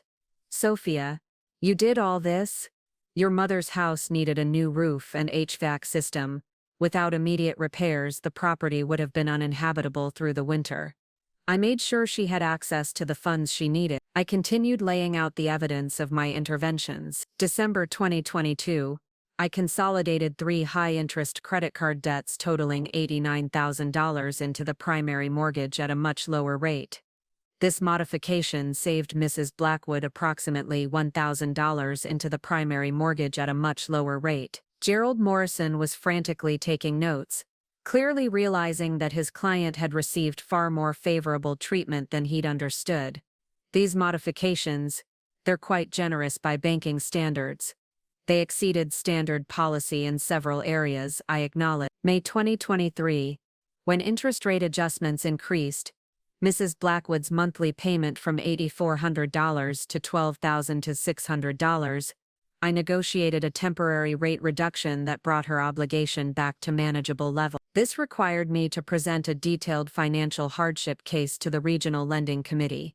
I pulled out the most damning document of all, the payment history that showed exactly who had been making the mortgage payments for the past 2 years. And finally, beginning in January 2022, I arranged for automatic payment assistance when Mrs. Blackwood's income proved insufficient to cover her obligations. Vivian looked up sharply. Payment assistance? What does that mean? It means, Miss Blackwood, that for the past 24 months, supplemental payments have been made on your account to ensure it remained current. These payments, totaling $96,000 over 2 years, came from a private account to protect your credit rating and prevent foreclosure. The mathematics were damning. I'd personally contributed nearly $100,000 to keeping Vivian in her house while she'd been telling everyone that I was a financial burden on her family. Where did these payments come from? Gerald asked, though I could see in his expression that he was beginning to suspect the answer. They came from my personal accounts, I said simply. I set up automatic transfers to supplement Mrs. Blackwood's payments whenever her account showed insufficient funds. The revelation hit the room like a physical blow. Marcus dropped his head into his hands, clearly overwhelmed by the scope of what he was learning about his wife's secret support of his family. Gerald Morrison was staring at his notes as if they might suddenly make sense. And Vivian was looking at me with an expression that mixed horror, shame, and dawning understanding. You've been paying my mortgage, she whispered. I've been ensuring that your payments were sufficient to keep your account current and your family in their home. The woman you called a gold digger has been subsidizing your lifestyle for 2 years. I opened another file, this one containing financial projections and market analyses. Let's discuss what foreclosure would mean for your family's financial future. Based on current market conditions for properties of this size and complexity, an auction sale would likely yield between 1.6 and 1. After paying off your loan balance, closing costs, and legal fees, you would face a deficiency of approximately $400,000. Even if Vivian lost her house, she would still owe nearly $500,000 to the bank with no assets to show for it. Furthermore, I continued, your current income from pension and Social Security is approximately, after basic living expenses, you would have virtually no capacity to service this remaining debt, which would likely force you into personal bankruptcy. Gerald Morrison was rapidly calculating, his face growing more grim with each figure. Miss Blackwood, this would essentially wipe out your entire financial future. However, I said, my voice taking on a more measured tone, there are alternatives to foreclosure, assuming we can structure an arrangement that protects the bank's interests while allowing your family to retain the property. I pulled out the cosigner requirements form. A qualified guarantor with sufficient income and assets could assume responsibility for the loan, potentially with modified terms that reflect current market conditions. Vivian looked at the requirements with desperate hope. What would qualify? Some annual income of at least $300,000, liquid assets of $750,000 or more, and a credit score above 700. The guarantor would be personally liable for the full loan amount and would need to demonstrate the capacity to make payments even if you defaulted entirely. I paused, letting the implications sink in. There are very few people in your social circle who would meet these qualifications. Mrs. Blackwood, what about Dr. Pemberton? She asked desperately. Charlotte's boyfriend is a cardiologist. Surely he makes good money. A cardiologist typically earns between $400,000 and $600,000 annually, I acknowledged. However, Dr. Pemberton would need to demonstrate liquid assets of $750,000, and he would be taking on a $2.1 million obligation for a family he's known for 3 months. From a risk management perspective, that would be highly unusual. The reality was settling over her that her options were extremely limited. Uncle Robert's business had been struggling since COVID. Charlotte made a decent living at the art gallery but nothing approaching the required income levels.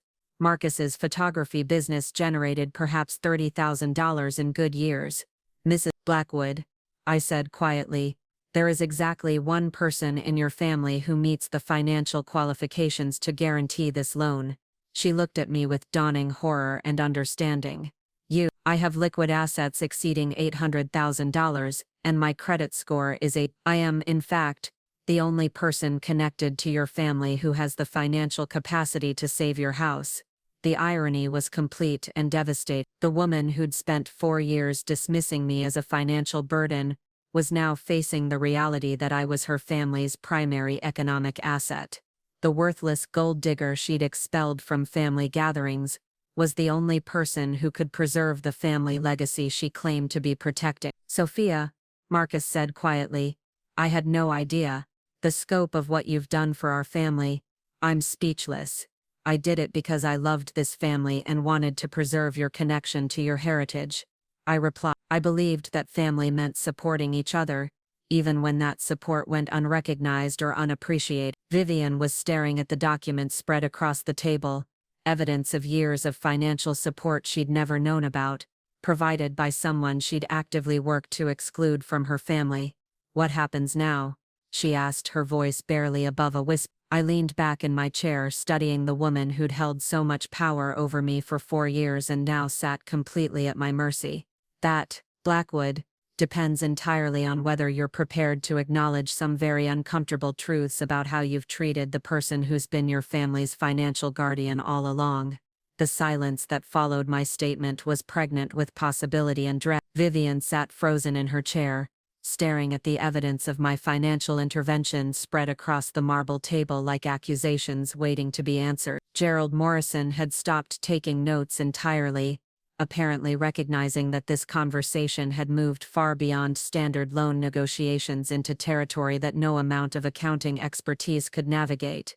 Marcus was the first to speak, his voice thick with emotion. "Ma, you need to apologize right now.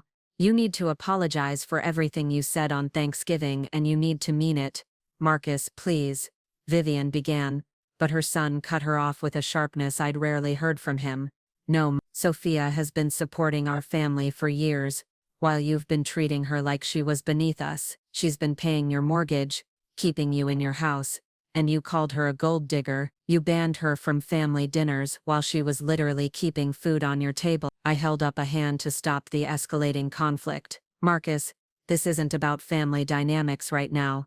This is a business meeting to discuss foreclosure alternatives. However, Miss Blackwood, I do think it's important that we address the elephant in the room before we discuss any potential co-signing arrangement." Vivian looked up at me with eyes that were beginning to fill with tears, not of sadness, but of shame, and the kind of humiliation that comes from having your deepest assumptions about the world proven catastrophically wrong.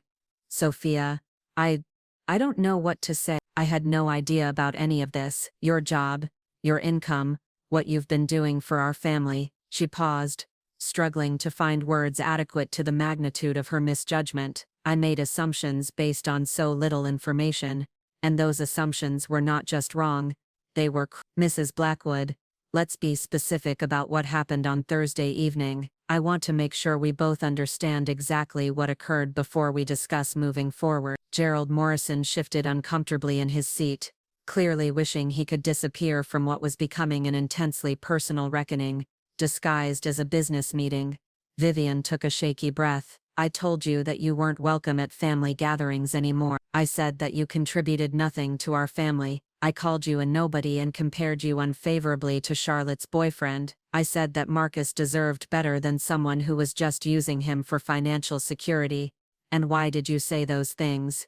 Because I thought—" She stopped, apparently realizing how her reasoning was going to sound when spoken aloud. "Because I thought you were unemployed or had some minimum wage job. Because I thought Marcus was supporting you financially and that was keeping him from reaching his potential." Miss Blackwood, in 4 years of family relationships, did you ever ask me directly about my career, my education, or my financial situation? The question hung in the air like an indictment. Vivian's face crumpled as she confronted the reality of her willful ignorance. "No, I never asked. Because I thought I already knew. I saw a young woman who married my son, and I assumed she must be after his money or security. I never considered that maybe she was successful in her own right. And when I mentioned working at a bank, what did you assume? I assumed you were a teller or in customer service. Something entry level." Her voice was barely audible now. "I never imagined you could be an executive." I pulled out one more document from the file, my personnel record from Cornerstone Financial Group, including my education credentials and career progression. "Mrs. Blackwood, I graduated summa cum laude from Wharton Business School. I worked for 5 years at Goldman Sachs, before being recruited to Cornerstone as a vice president. I've been published in 3 financial journals and sit on the board of the Regional Banking Association." Gerald Morrison was staring at my credentials with obvious amazement. "Miss Chan, these qualifications are extremely impressive. You're talking about elite-level achievement in the financial industry. Yet Miss Blackwood spent 4 years treating me like I was an embarrassment to her family's reputation, without ever bothering to learn who I actually was or what I'd accomplished." Vivian was crying openly now, mascara running down her cheeks in dark tracks that spoke to the complete collapse of her composure. "Sophia, I was so wrong. I was worse than wrong. I was cruel and judgmental, and I hurt you terribly for no reason except my own prejudices. Miss Blackwood, I need you to understand something very clearly. For the past 2 years I've been working overtime to protect your family's financial stability. I've used my professional reputation and personal relationships within this bank to secure favorable treatment for your loan. I've paid nearly $100,000 out of my own pocket to keep you in your house." I leaned forward, my voice taking on the edge that I used when closing difficult negotiations. "I did this while you were systematically excluding me from family gatherings, making snide comments about my background, and actively working to undermine my marriage to your son. I know, and I'm so ashamed. Mrs. Blackwood, I'm not finished. You stood in your dining room 3 days ago and told your entire family that I was worthless. You said I contributed nothing and that Marcus would be better off without me. You did this in front of people I care about, in front of your son who loves me, and you did it with the kind of casual cruelty that suggested you'd been thinking these things for years. The words were landing like physical blows. Vivian was hunched in her chair, overwhelmed by the magnitude of her misjudgment and its consequences. What you need to understand, I continued, is that your financial crisis isn't new. You've been drowning for 2 years, and the only reason you're still in your house is because the woman you just humiliated has been throwing you a life preserver every month. I could have let standard banking procedures take their course at any point, and you would have lost everything. Marcus spoke up, his voice heavy with realization. Ma, do you understand what Sophia is saying? She's been saving your house while you've been treating her like garbage. I understand, Vivian whispered. I understand that I've been horrible to the one person who was protecting our family's legacy. I understand that my pride and my assumptions nearly destroyed the most important relationship in our family.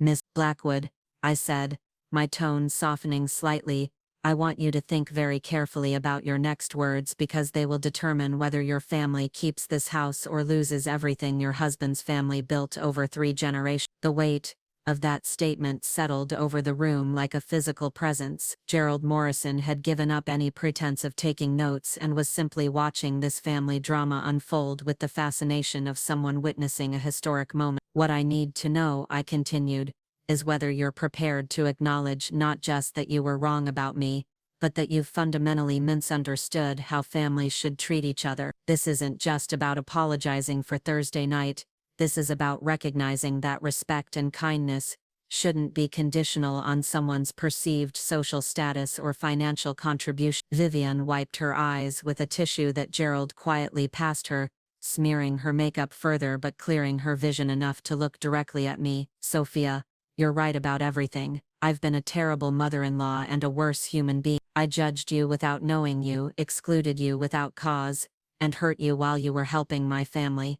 And I want to do better. I want to be the kind of person who deserves the kindness you've shown our family. I want to earn your forgiveness and your trust. I studied her face, looking for signs of manipulation or calculation, but seeing only genuine remorse and dawning understanding. Miss Blackwood, if I agree to co-sign your loan and save your house, what assurance do I have that this recognition of my worth won't disappear the moment the crisis passes? You have my word, she said immediately.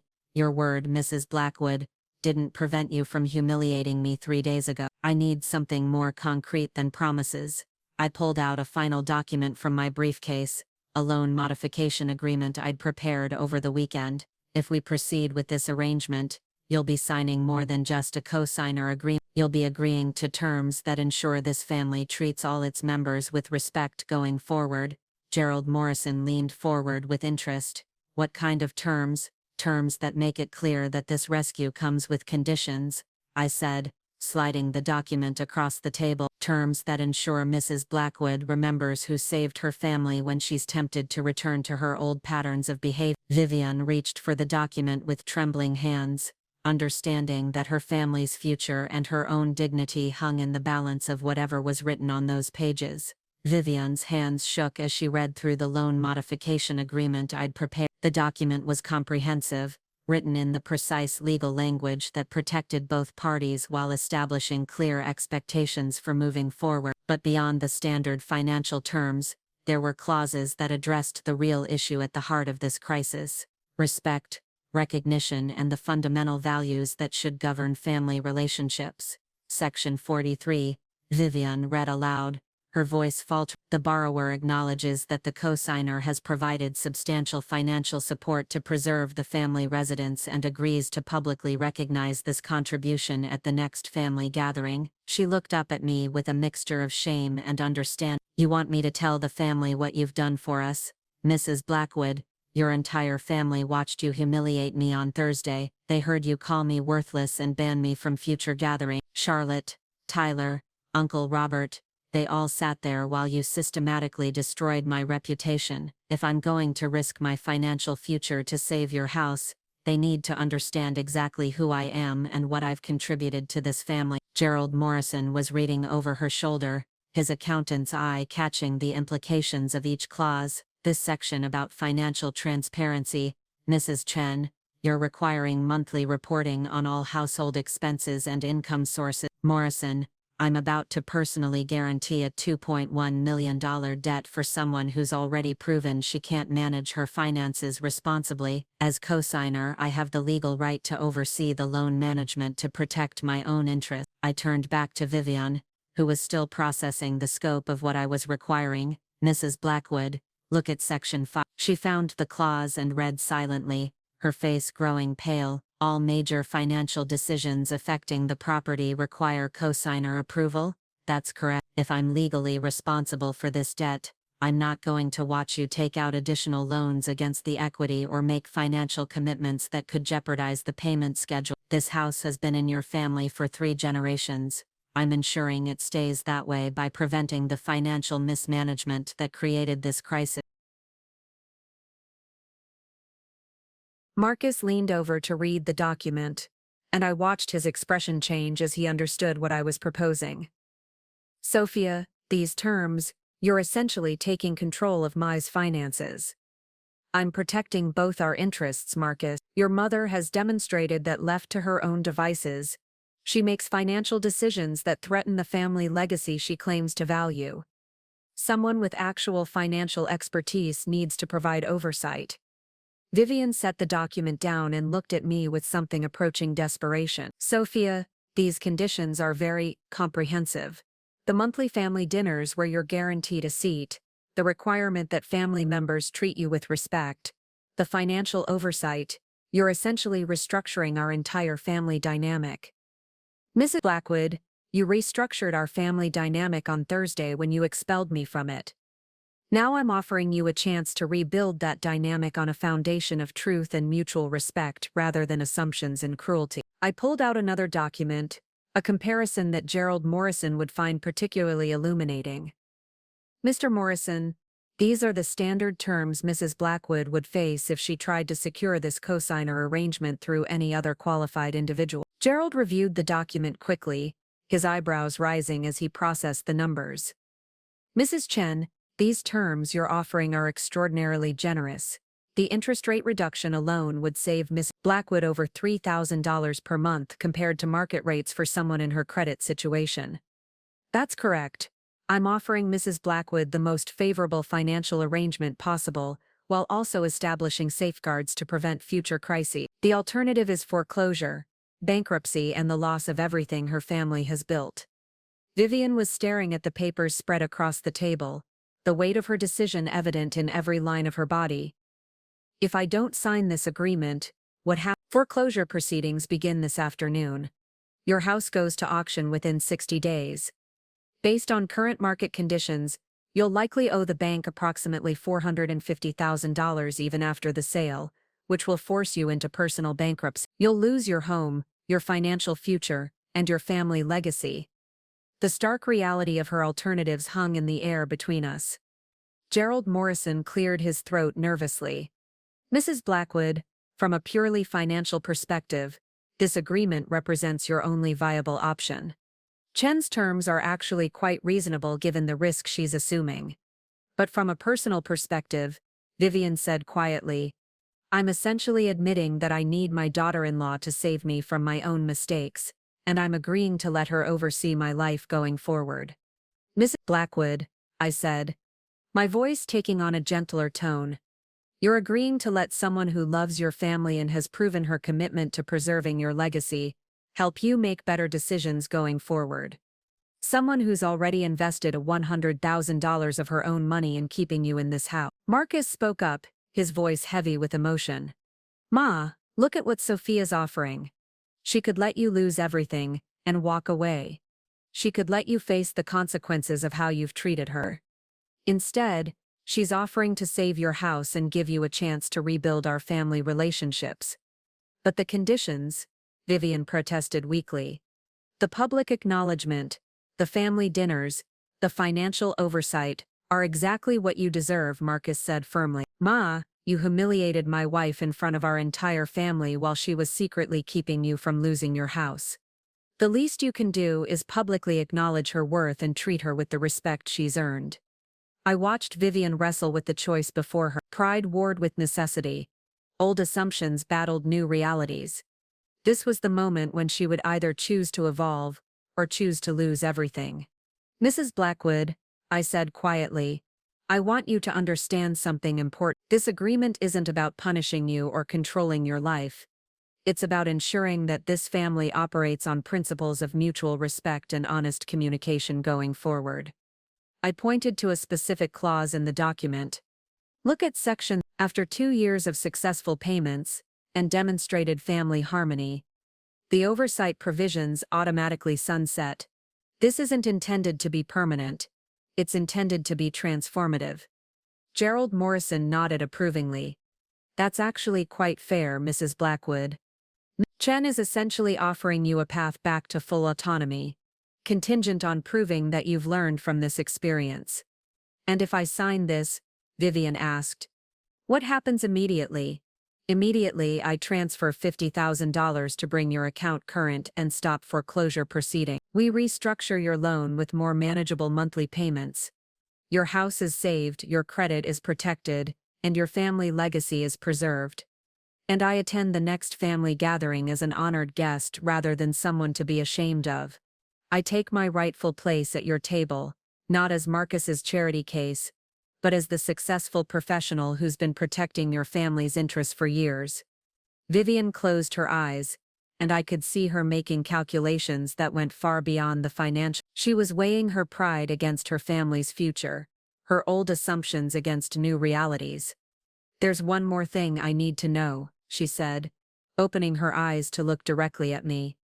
After everything I've done to you, after the way I've treated you, why are you offering to save my house? Why aren't you just letting me face the consequences of my actions? The question went to the heart of everything that had happened between us. I thought about the answer carefully before responding. Because, Mrs. Blackwood, family isn't about keeping score or seeking revenge. It's about choosing to do the right thing, even when the other person hasn't earned it. It's about being the person you want to be regardless of how others behave. I paused, making sure she understood the full weight of what I was saying. And because despite everything you've done, I still believe this family is worth saving. But I won't continue to save it in silence, while being treated as less than I am. Vivian picked up the pen Gerald Morrison had placed beside the document. Her hand hovered over the signature line for a moment that seemed to stretch into eternity. If I sign this, she said quietly, I'm not just agreeing to new loan terms, I'm agreeing to become a different person. A better person. Miss Blackwood, I said, you're agreeing to become the person you should have been all along. The question is, are you ready to make that choice? The pen touched paper with a sound so soft it was almost inaudible, but the significance of that moment reverberated through the conference room like thunder. Vivian's signature appeared on the loan modification agreement in careful script, followed by her initials on each page of conditions she was accepting. Gerald Morrison witnessed the signature with his own shaking hand, clearly understanding that he was documenting more than a financial transaction. He was witnessing the complete transformation of a family's power structure. It's done, Vivian whispered, setting the pen down and looking at me with eyes that held a mixture of relief, shame, and something that might have been gratitude. I've signed away my pride to save my family's legacy, Blackwood, I said, gathering the documents and placing them in my briefcase with professional efficiency. You've signed an agreement to finally treat your family's financial guardian with the respect she's always deserved. There's a difference. I turned to Jennifer, who had been waiting outside the conference room. Please process the emergency payment to bring the Blackwood account current, and schedule the loan modification to take effect immediately. Mrs. Blackwood's foreclosure proceedings are to be cancelled as of this moment. The relief that washed over Vivian's face was almost painful to watch. For the first time in months, she wasn't facing the immediate threat of losing everything her family had built, but I could see in her expression that she understood This salvation had come at the cost of acknowledging truths she'd spent years avoiding. 6 weeks later, I sat in the same dining room where my humiliation had begun, but the atmosphere couldn't have been more different. The Christmas decorations Vivian had chosen this year were elegant but understated, a reflection perhaps of her new understanding of what really mattered in life. The extended family was assembled again: Charlotte and her new boyfriend, a high school teacher named David, who made her genuinely happy, Uncle Robert, Tyler, who was now working part-time at my bank to learn about finance, and several cousins who'd heard about the family's financial reorganization and wanted to understand what had changed. But the most significant change was in how I was treated at this table. Instead of being ignored or dismissed, I found myself fielding questions about investment strategies, mortgage rates, and financial planning. Uncle Robert wanted advice about refinancing his business loan. Charlotte was asking about first-time homebuyer program. Even Tyler was taking notes on my explanations of compound interest and retirement planning. "Before we begin dinner," Vivian said, standing at the head of the table with a confidence I'd never seen her display before, "I need to address something important with all of you." The room fell quiet, much as it had that terrible Thanksgiving day, but this time the attention was respectful rather than predatory. 6 weeks ago, I made some serious mistakes in how I treated Sophia," she began, her voice steady despite the difficulty of what she was about to say. "I publicly humiliated her and banned her from our family gatherings because I made assumptions about her worth based on ignorance and prejudice." I watched the faces around the table as family members who'd witnessed my humiliation began to understand.